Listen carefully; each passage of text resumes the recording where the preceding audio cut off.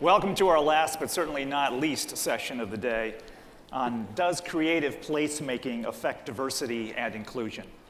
My name is Geroge Galster. I'm a professor of urban affairs at Wayne State University here in Detroit, and it's indeed my honor to share the stage with the two pillars of creative placemaking in America today. And these two pillars are anchored in the California and New York coast respectively, so they have a nice balanced panel. It's my indeed great pleasure, and I thank the Sphinx organization for this opportunity to introduce my friends and colleagues, Maria Rosario Jackson and Jamie Bennett. Maria is, yes. You know them already, so I will not bore you with their long and distinguished criteria for being here, but Maria's appointee of the National Council of the Arts. She's currently a senior advisor to the Kresge Foundation here in Metro Detroit and is a fellow in residence at the Luskin School at UCLA. Jamie Bennett's the former chief of staff of the National Endowment for the Arts and currently serves as the executive director of ArtPlace America. Creative placemaking, and what does it do? Creative placemaking is one of those words where everybody can talk about it, but nobody exactly knows what it means. So Maria, help us out here. What is creative placemaking? So, hello everyone. Happy to be here, and hello to Aaron, and thank you for including me. So creative placemaking itself as a concept has its origins in the 1960s and 70s. In some ways, a reaction to planning that was focused on the automobile. And the intention was to recenter planning around people. So it really was around developing practices of planning that were much more people-focused. And there's an emphasis on the making part in that there was a sincere desire to get people and stakeholders in place to become active members in creating the environment that they lived in. So that was placemaking.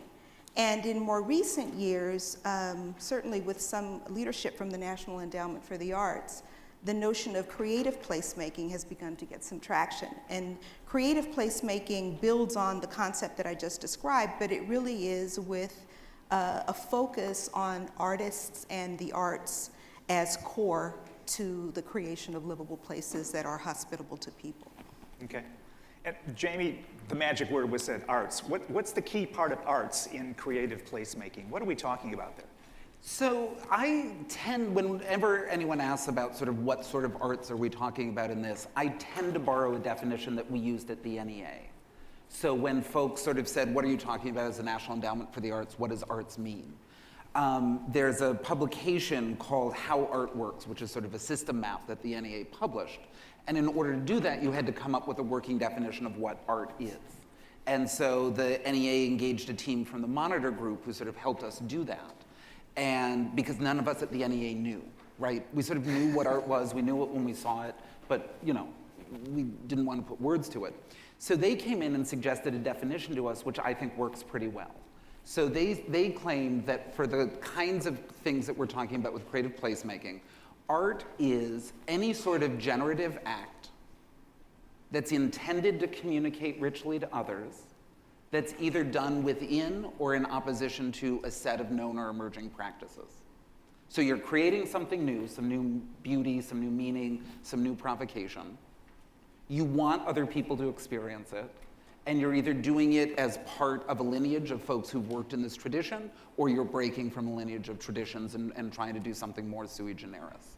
So what I love about that is that it includes Jasper John's paintings, and it also includes my grandmother's needlework, but it doesn't include genetic engineers. It doesn't include the doodling I do on an agenda when I'm in a meeting. There are lots of things it doesn't do. Because one of the things that I think is so important about the way that Maria grounded us is for anyone who's studied their urban planning, when they hear the phrase creative placemaking, they instantly go to Jane Jacobs and understand that placemaking lineage that we're meant to be a part of. For folks who haven't studied urban planning, they tend to hear that creative and immediately go to a Richard Florida place and think that we're in a sort of creative class kind of ecosystem, and that's not what we're talking about. It's much more Jane Jacobs as a point of origin than Richard Florida. Okay, so how does Art and Jane Jacobs come together to create a happy marriage and create a wonderful neighborhood place? What's the process by which this magic amalgam does its wonders? So when we tend to talk about things, we say that there are sort of three things that we tend to have a conversation with mayors, with city planners, with folks that are interested in this. We say the way to begin the conversation is that artists are the one asset that exists in every community. Not every community in this country is lucky enough to have waterfront access. Not every community is lucky enough to have strong public transportation. Not every community is lucky enough to be anchored by a hospital or a university. But every community in this country has people who sing and dance and tell stories. So the asset is there. The arts are there. They're in place. The arts can do something that's very important to placemaking generally. They can drive foot traffic, because so much of the arts are consumed in person. You go to the performance, you go to look at the object, you go to sing together, you go to drum together. So it drives foot traffic, which is Jane Jacobs' eyes on the street, something that's very important. And along with that comes economic impact, right? And the economic impact is good. We want more dollars flowing to lots of communities in our cities and towns. But there are lots of other things that can drive foot traffic, and there are lots of other things that have an economic impact. So then we have to be prepared to answer the question, why the arts, right? Why do you also need the arts in community planning and development? And the answer we have is the arts do something that other sectors don't do. And that is that the arts drive more stable communities. And there's research that shows that the arts are helpful in terms of attaching people to people, so they actually drive social cohesion. The arts are helpful in attaching people to place, so they actually drive community attachment. And the arts drive civic engagement. They actually create more active citizens. Sounds terrific. Maria, did you want to? So I think that in addition to what Jamie is describing, it's really important to think about art not only as a product, but as a process, and a process to which people have democratic access. Mm-hmm. So to Jamie's point that artists exist in every community, I'd say it a little bit differently in that I think that creativity is a fundamental characteristic of humans, and that we're all inclined to be creative. Some people are more gifted than others in one way or another. But that creative impulse, as you were alluding to, is always there. How it happens, when I think of a development or planning process in a neighborhood, isn't limited to, I think, the default ways of thinking that arts and culture could be present. That is, there is a show, or there is a mural on a wall. And that is not to denigrate that, because it is important. But I think that in addition to those most often thought about ways, we need to stretch a bit and think about what is the role of someone like an artist who has a particular point of view and thinks outside of the box in the framing of the issues in communities themselves, in that process, in the process of framing the issue, in the process of designing a solution or of imagining what a future could look like. What is the role of the creative person and the artist in that? So I think that's part of how that alchemy happens.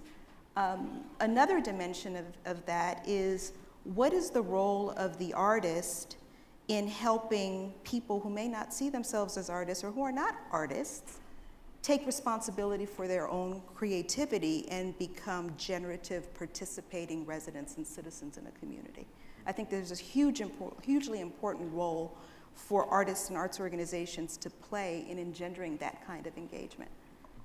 Well, we know that the alchemy can sometimes produce wonderful things, but in the worst case scenarios, it produces Frankenstein monsters. And the Frankenstein monster that is always associated with creative placemaking is the naughty G word, gentrification. I think a simplified view is, we start to have a cool arts community, and all of a sudden the original residents are no longer there because they move in droves and they take over, and we have lost the neighborhood.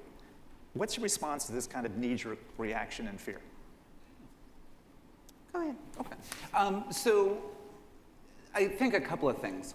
The first one that I think is important to understand is there's a fascinating, I've been in this job for about a year, so I've been traveling around the country talking with folks about art-centric community planning and development. And what's interesting when we talk about the ways that arts and artists can help change a community, the first sentence that most people say back to me is, oh, great, we'll get artists to move to a community. So there's no recognition that there are artists in the community. There's no recognition that artists live in communities. Artists are always defined as these alien beings that live nowhere and all of a sudden parachuted down somewhere. So I think that's something that's really important to talk about. There aren't these 100 shiny, happy, magic artists that exist somewhere in an ether and you're trying to get them to parachute down. So I think that's thing one. Thing two, generally, I find that there are three conversations that are more useful to have than the gentrification conversation. And the reason for that is that the gentrification conversation, you deploy that G word, and you end up with a group of well-meaning people sitting in a room, wringing their hands, shaking their heads, and saying, yeah, it's so too bad. It's just too bad, someone should do something about it. And it doesn't tend to drive to action. And one of the things that Maria is really eloquent about is how important it is to frame an issue in order to get to action, in order to get to the policy imperatives. So rather than talking about gentrification, I find it much more useful and much more able to lead to action to talk about displacement, and specifically involuntary displacement, and specifically at least three different kinds of displacement, involuntary displacement, that we've seen. There's physical displacement, right? There are some communities that are so full that you have to wait for someone to leave in order for someone else to move in. And you just have to look to the Dakotas, where we have millionaires sleeping in trucks because there's no housing stock. That's fine, that's terrible for them, but that doesn't exist in a lot of our communities. There's economic displacement, which we've seen here in Detroit, right? There are some neighborhoods where city services are coming back. They're becoming much more pleasant, pleasurable places to live. And as that's happening, the prices are going up and the long-term renters are being involuntarily displaced because they can no longer afford it, economic displacement. And then the third kind, which I think is hugely important, and the arts can actually play a really important role in bridging this, is cultural displacement. And Maria and I were together a couple months ago, or a year ago almost, I guess. And we were with a colleague who was talking about a new public space in Echo Park in Los Angeles that was being developed. And Echo Park is what, 87% Spanish speaking, something like that.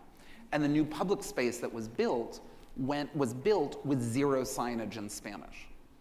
So a very clear message was being sent about culturally who was and wasn't welcome in that space.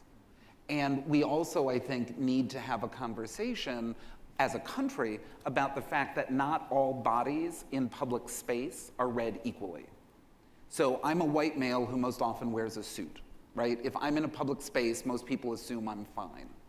If I wasn't a white male and if I wasn't in a suit, my lingering would be read as loitering.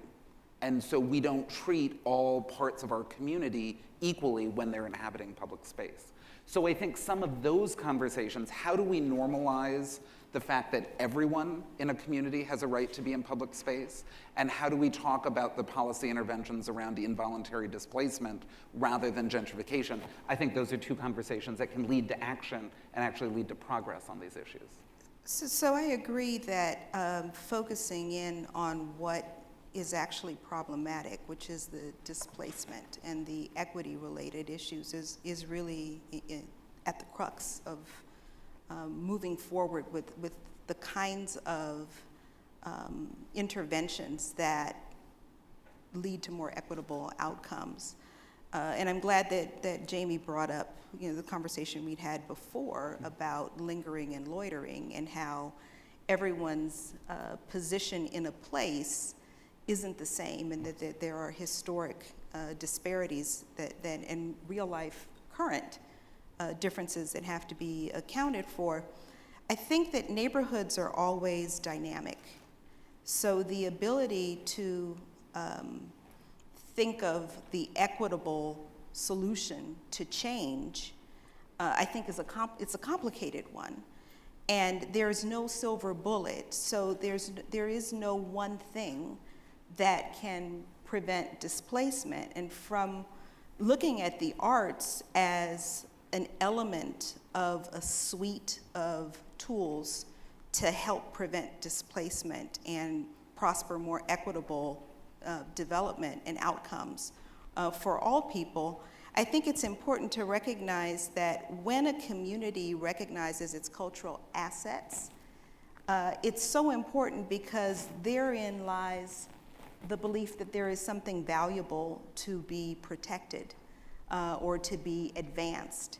And if there isn't that awareness that there is something of value here, despite the fact that socioeconomically the numbers don't look so great, but that there is something of value here, that's a starting point, and it is a way of framing a place that is vastly different from what I think happens in the absolute worst interpretations of placemaking, which is that you're starting tabula rasa, that there was nothing there.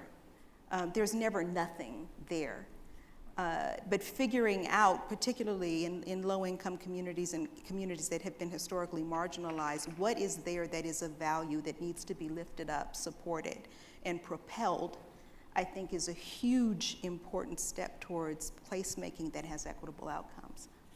Okay, friends, you've done a great job in defining what we mean by creative placemaking, explaining why it can be vital for a community's economic and social and cultural health and rejuvenation, and how we need to be sensitive to, but we have a means for dealing with these various forms of involuntary displacement. So, given all of that, what should be our action steps now? Put yourself, please, in the hypothetical role of some kind of public official.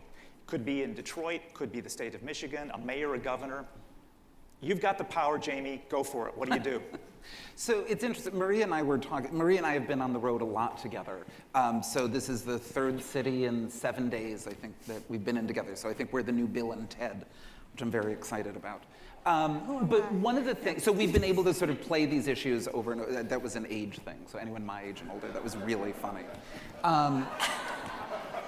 So one of the things that we hit on was there's a really interesting conversation about the fact that I think many of us believe that we want to live in integrated communities and that there is benefit to living near people who are not exactly like you, be that racially, ethnically, be that socioeconomically, be that in terms of country of origin.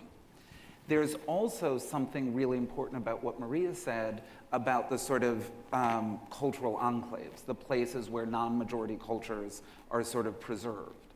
And we were talking about sort of successful integrated places that we both know, and they tend to involve sort of permeable anchor institutions that give a multitude of people a reason to be there.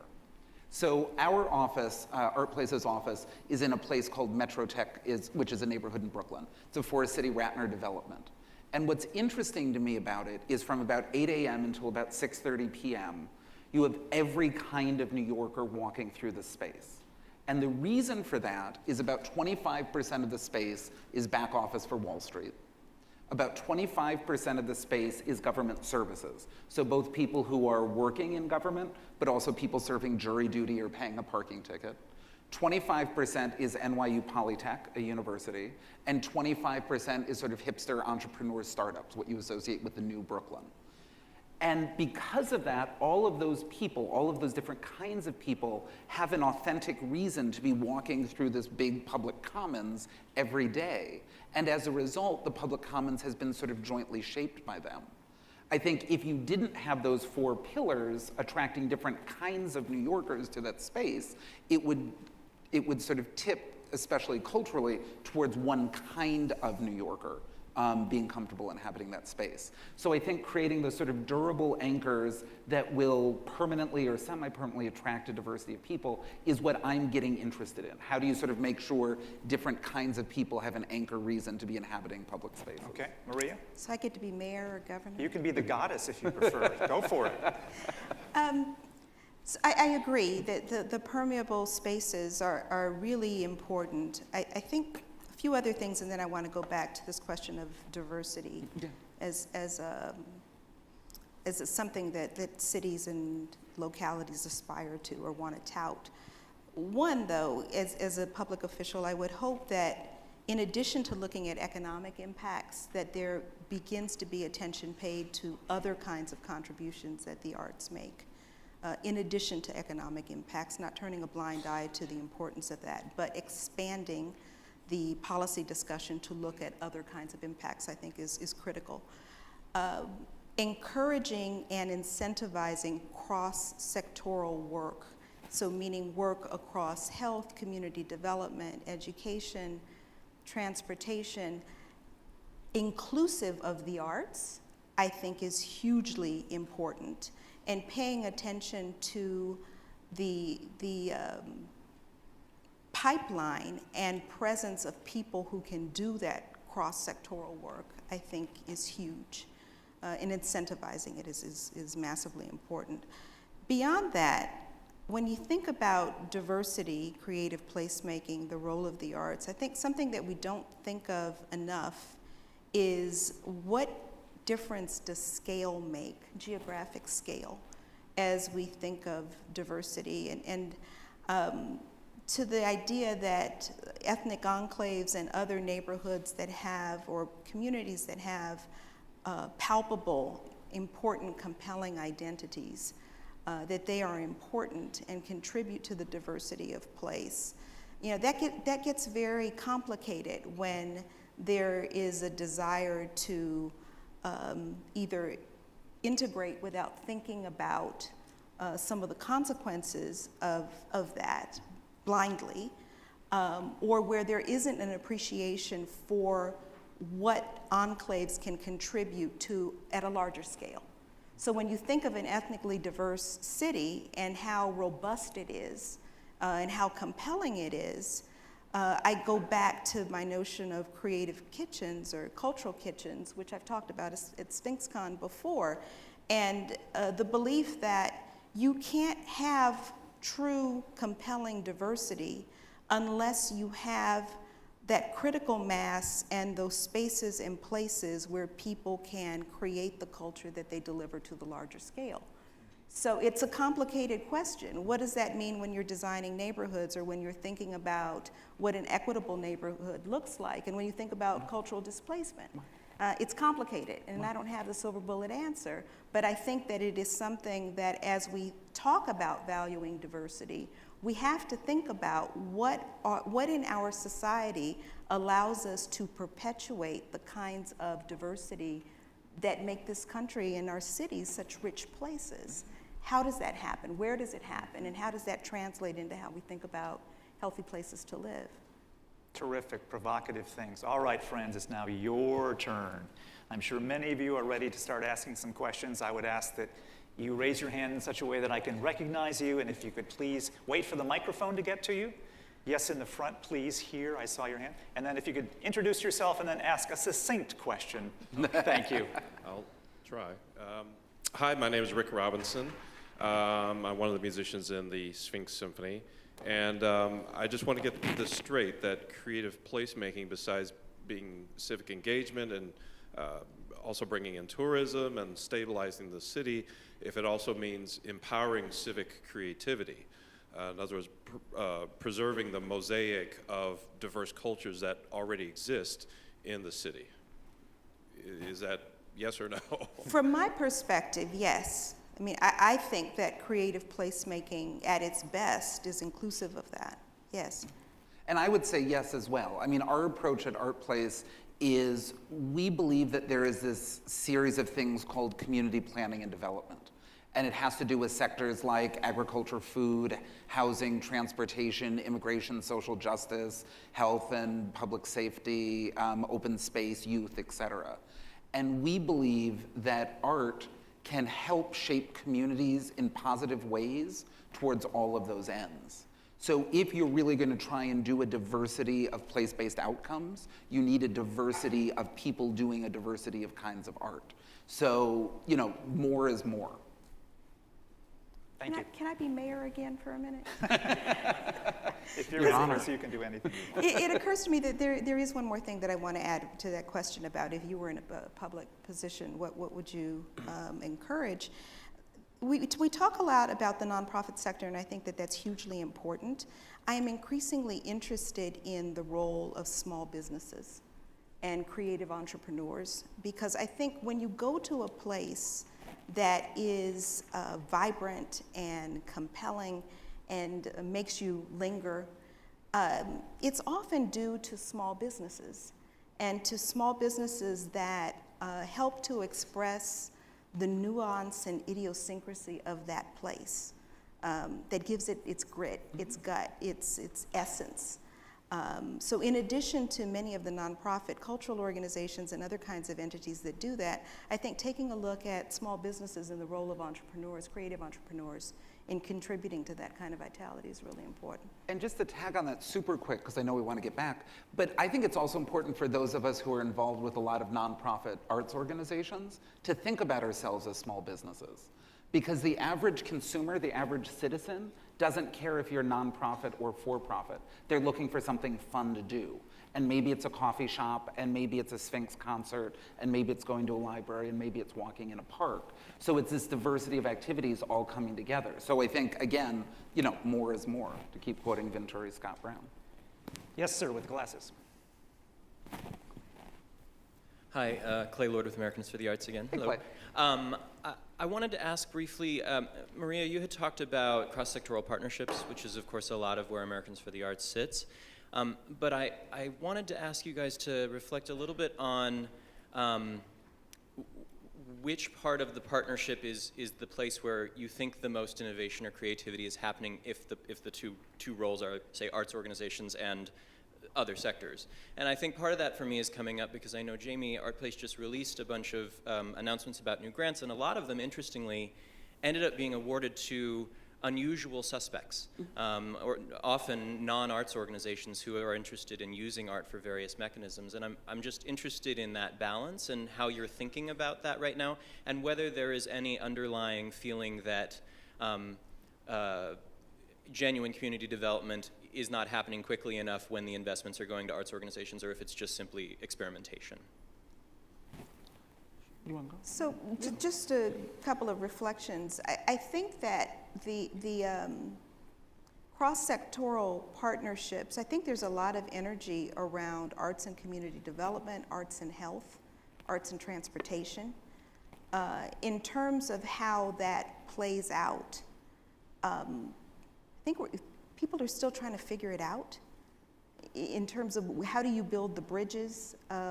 How does an investment in one sector potentially leverage other investments? How does an arts investment in a community development project potentially leverage other investments that also favor the arts? I think those are questions that we're still trying to figure out. I mean, we're in a moment, prolonged moment, when there is this interest in comprehensive strategies and holistic approaches and cross-sectoral work. And the structures that we have to work with are not the best structures for that impulse. There's still a lot of tinkering with the system that has to happen in order for the best kinds of investments and outcomes that are confluent to happen. So I think we're still figuring it. When I say we, having the urban planner with one foot in the arts field and the other foot in other places, we're still figuring out what is the best way to make those synergies come to pass. So yes to everything Maria said. And the bit that I would just dive into a little bit more is that comprehensive notion is really, really important, right? One of the basic rules of systems thinking is that if you're experiencing side effects, you haven't drawn the boundaries of your system widely enough, right? There are no side effects, they're just effects. So if you're looking to comprehensively shape a community, and be that a block, be that a neighborhood, be that a city, I think it's really important that part of the partnership is someone who's responsible for everyone who lives and works in that place. And there are some arts organizations who do that and take that as their mission, but there are many arts organizations who deal with the part of that population who love classical music, or the part of that population who love dancing, or the part of that. So oftentimes as the lead partner, having the person that has the largest geographic footprint, so we're going to take responsibility for everyone in Brownsville, the community partnership, one of the finalists that we have money in, potentially going to have money in with the next round of grants. And then they can pull together the arts partner, they can pull together the housing partner, they can pull together the transportation partner. I think mayors can do this. I've also seen arts organizations do it really well. There's a great example of Springboard for the Arts in St. Paul, Minnesota, that really operates as an artist community development corporation, and the project they did along the Green Line. So I don't think there's one answer. It has to be an arts organization, it has to be a non-arts organization, but often if you're talking about comprehensive community development, having the person that has the widest reach in terms of taking responsibility for the greatest percentage of the population tends to be an effective lead partner, is I think how I would come at it. Great. The West Coast is doing fine. Okay, here we go. East Coast, please.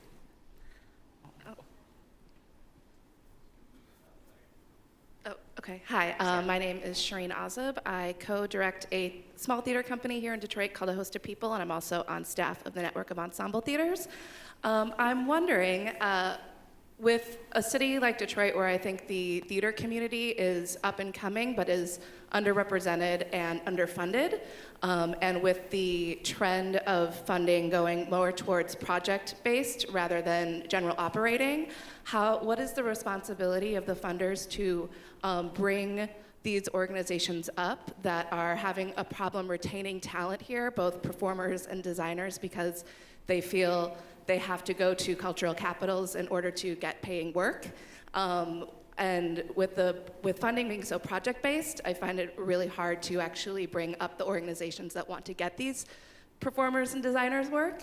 And also, what is the responsibility of funders and other investors to take chances on small organizations that don't have funding history, to help them, who I think are modeling a lot of the diversity and cross-sector work that we're talking about here in this room. Thank you. So I'll take the first bite at that just because our national grant program is all project-based. So we're explicitly a project-based funder. So part of that is driven by the fact that we're time limited. So ArtPlace goes out of business in 2020. So I actually think it would be irresponsible for us to do general operating support or put people in the position where they were counting on us as a sustainable partner. So we're very explicit about saying, we'll give you a big chunk of money. Our average grant is $330,000, but you're only probably going to get one, and the job is to sort of get something done. The interesting bridge, I think, between Clay's question and yours is everything you laid out for the theater community here in Detroit, I think is generally true of the community here in Detroit. I can't think of a single sector in Detroit that isn't underfunded. I can't think of a single sector that isn't dealing with the issues of attracting and retaining talent. So one of the things that was really interesting, I was in Detroit earlier this year for a meeting with Detroit Future City. And there was a really interesting moment where the Detroit Future City folks and the art folks were sitting in a room, and the art folks said, there's nothing in the Detroit Future City plan for us. And the Detroit Future City folks said, oh my God, that's so too bad, there's nothing in this plan for you. And I think I was at the meeting with Rip Rapson from Kresge, and he jumped up and started saying, guys, everything in the Detroit Future City plan is for the arts. It's about housing, it's about small business, it's about transportation, it's about how people are going to live, work, and play in this city forever. So I think that notion of drawing our boundaries bigger and sort of coming in together and thinking about not how do we solve attracting and retaining talent for small theaters, but how can theaters help play a role in attracting and retaining talent for all of Detroit? That notion of sort of moving more towards the comprehensive, and it can be scary. My background is as a fundraiser, so I've come up raising money for small organizations, and that notion of I'm barely getting by, I'm barely making payroll, these people are dependent on me, and now you want me to do more, is a really terrifying move to ask someone to make, but often with that leap of faith, we're letting go of that scarcity framework and embracing one that's more of abundance. How do we sort of do this stone soup where we bring the small theaters together with the visual artists, with the Detroit rail work, with all of these other sectors, with Wayne State, with the Kresge Foundation, and how do we sort of figure out what are the assets we have together? It's not a silver bullet, it's not easy, it's not a simple bullet point that you can run out and do tomorrow, but that's sort of how I generally approach that line of question. So I would just add that the core operating support issue isn't just an issue of the arts sector either. It's an issue of the nonprofit sector in general. So it is a bigger issue. I couldn't agree more about drawing the boundaries bigger and being able to see the role of the arts, even when it's not called out, is so hugely important right now. If there is ever going to be a day when the arts are automatically included as a key element, a key component, a priority, it is going to be because the arts sector has been able to see itself in ways that it typically hasn't been able to see itself. So drawing the boundaries bigger is absolutely important. Figuring out how to build the bridges between the arts sector and other sectors is also, I think, eminently important. Thank you. Did I see a hand near the back over there? Yes, there it is, right by the pillar. There it is. There she is, please.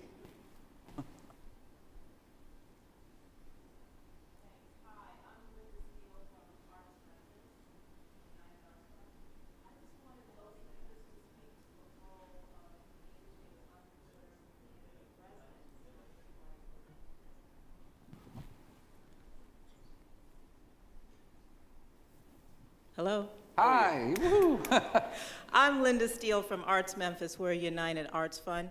I'd love the speakers to speak about the role of engaging underserved community residents in the creative placemaking process. So I think that in some instances, being actively engaged in a creative process is one of the ways with very low barriers to get people to become imaginative. From an urban, I'm saying this from an urban planning perspective, when you think of the different ways in which planners typically engage the public or residents, a lot of the techniques that are used tend to be boring. You know, these charrettes, you hold up images and you ask people to pick one thing or another, or you're asking for input through a survey.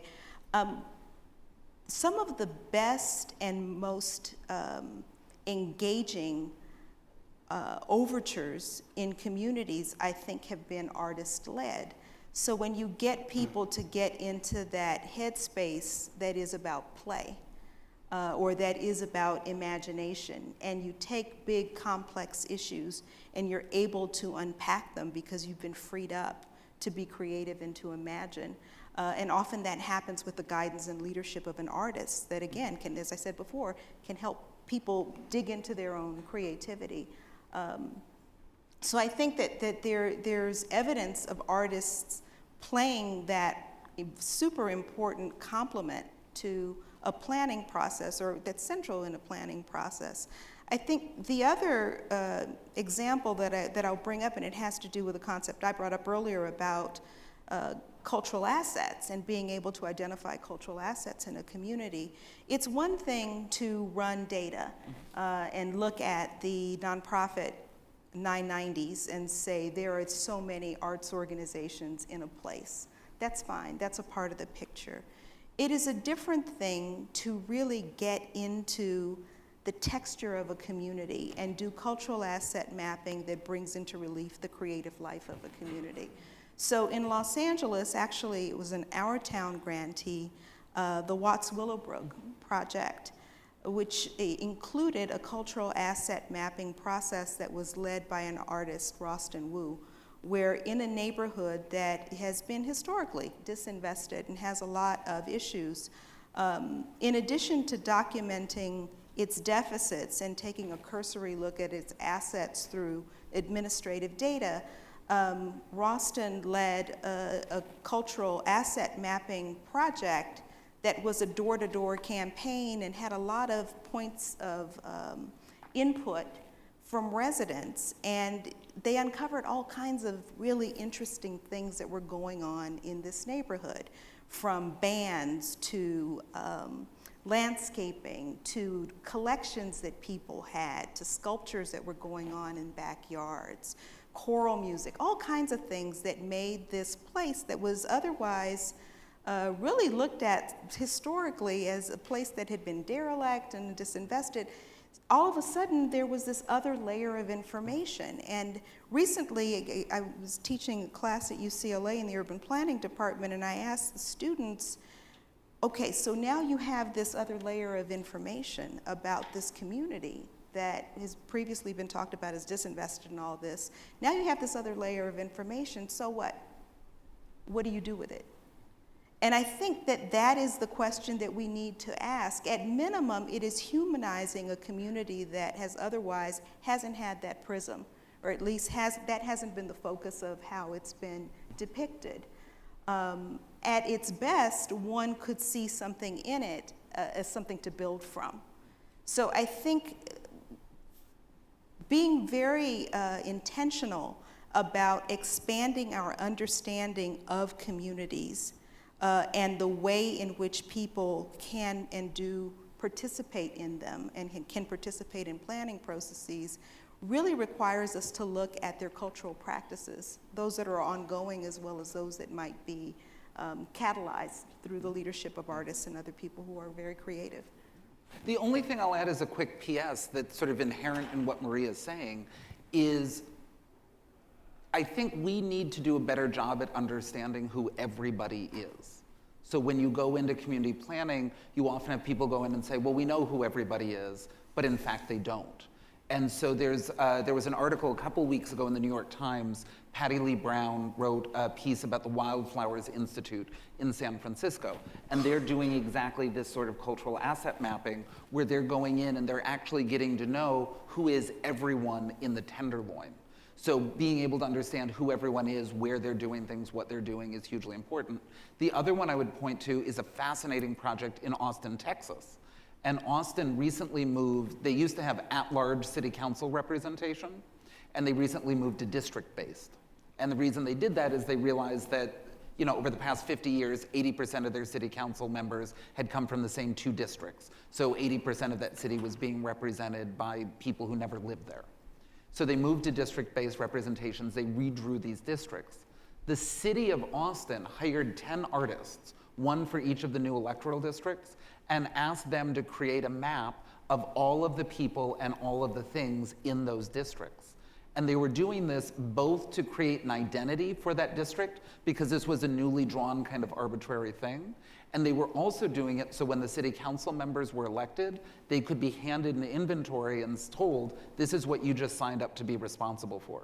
These are the people and these are the things, so make sure you're being responsive to them. So that notion of who everyone is, I just think is hugely, hugely important. And Maria's point about the arts playing a really active role in engaging people who aren't interested in seeing a blueprint and an elevation and a stack of data tables, I think is really important in that. And I would just add that the longer I do this work, the more I recognize that there are many different ways, legitimate and very respectable ways of artists pursuing careers, and that the kind of work that we've been talking about here isn't for every artist.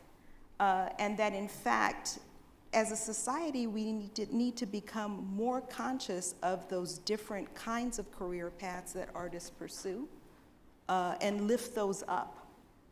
Not to say one is better than another, but to just have a better understanding of the diversity of contributions that artists can make, with this particular line of work being one of those paths. Absolutely. Thank you. I'm going to go back over this side. Yes, please. Hi, I'm Nick Geller. I'm with a nonprofit in Detroit called D Monument. And you spoke a little bit, Maria, about the history of placemaking and creative placemaking. Do you think that now maybe that term itself is becoming outdated, in the sense that place is really about creating definition, creating a box, creating a specific thing, but maybe we should think of it more as creative space making? I mean, when an artist or when a group or community creates something, it's not necessarily just the outcome that's important, and I think you were talking about this as well, but also the process.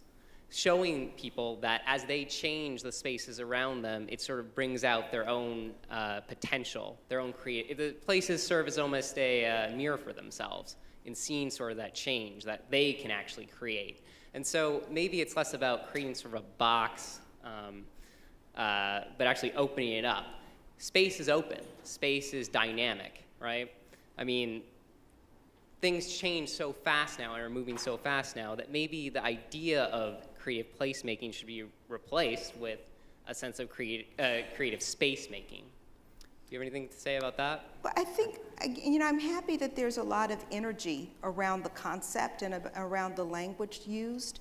And there's probably something to your idea about creative space making. That said, and this is coming from a planning base, I do believe that place matters. So I wouldn't want to replace something. Maybe there's another layer, right, in this vein of thinking that speaks to the particular concerns that you're raising. But I do think that place matters. When you think about, when you meet somebody, one of the first things you want to know is, where do you live? Where did you grow up? And it is because people are shaped by their environment, and sometimes it's generational. So I wouldn't want to discount the importance of place, given that place is where stuff hits the fan in place. That's where all of these things collide. So I don't want to lose that, but at the same time, I want to honor your observation that there are other ways of organizing our thinking around creativity and opportunity, but I wouldn't want to throw away place. Yeah, no, I don't think I have anything profound to add to that, except to say, Maria and I both think language is hugely important. And what's interesting is different people bring different lived experience to that phrase. So if your training was as an urban planner, you would hear placemaking and think about work that was local, that was human-centric, and was holistic. And I think it would feel differently to you than if you don't have that history with the word. I have no idea what your background is. You may have it. But I think place is, if you think about the typical artist bio, the first line is almost always this artist lives and works in, right? Because place matters, because we're sort of all in it together. Place matters so much that if you look at the health literature, which I'm getting deeper and deeper into, you can tell what some of the health outcomes are by people's zip codes. Right, so in terms of mortality rates, in terms of disease, in terms of all of these things that impact, especially low-income populations, place matters hugely. So I certainly wouldn't want to lose sight of that. Just a specific example that's the one that brought this home for me is I lived in Washington, D.C. for 4 years. Washington, D.C. is roughly 8 by 8, 64 square miles, tiny. From the northwest corner to the southeast corner, there's a 12-year difference in life expectancy, right? That sort of place-based health matters. If you're west of the Anacostia or if you're east of the Anacostia, you will have a different span of life just based on the place where you're living. So, I'm also all for lots of movements. So I would love to see a creative space-making movement join a creative place-making movement, join Roberto's creative place-keeping movement, join all of these things, because I don't think there's one right approach. So, again, more is more. Thank you. Hand over here. Yes, please. Stand up, please. There she sees you. So it seems like in 2008, we hit a huge economic downturn, and art sort of dropped out of everyone's conversation as a way of solving a lot of the problems that cities were facing. But now that the money's back, arts are everywhere. So how do we position arts organizations to take the role that they're playing in creating these cultural plans and creating this creative placemaking, and sort of make it so that when cities hit the next downturn, because there will be another economic downturn, they are the first people that are turned to help solve some of those issues. And we're not going to the table and reminding them of what we did, but they're coming to us and saying, we remember what you did. How can we sort of position ourselves to do that? So the one quick thing I'll say, which is too cute, but I mean it, is we shouldn't leave the table, right? They shouldn't have to come find us, because we should still be at that table. I mean, what my work is, what our organization's work is about making sure that every time a mayor, every time a community development corporation seats a conversation about the future of her community, it's housing, transportation, art and culture, public safety, open space, and that each of those is seen as a sector that exists in a community. Each of those is seen as a sector that requires planning and investment, and each of those is seen as a sector with a responsibility to contribute to its community's future. So we're there, we need to stay there, and we need to show up. We were with, I was doing a panel with some museum directors, and I was in the mood to be a little bit naughty, and so the question I asked was, how many of you big deal museum directors have ever been to a community board meeting? And they all proudly raised their hand. And I said, how many of you have ever been to a community board meeting when you were not in the middle of an expansion? And they all put their hand down. So we need to, as an arts community, show up to the community board meeting whether we need something or not. So I think that being there, making sure those cross-sectoral partnerships are cemented, are durable, are authentic, will do a lot so we don't get left behind, because we'll never have left. So that's my general approach, I think, to that. What I would add is pay attention to pipeline. So there is a generation of people who hopefully these ideas they're gaining traction, and it's less common for somebody in community development to actually seek out an arts partner. But what happens 20 years from now? What happens when the next generation of artists or community developers or health professionals are in place? Are they using those bridges that we're building? I think is the better way to think about it. Our time is up, unfortunately, this afternoon. I told you they were pillars. Aren't they terrific? Show your appreciation, please. Thank you.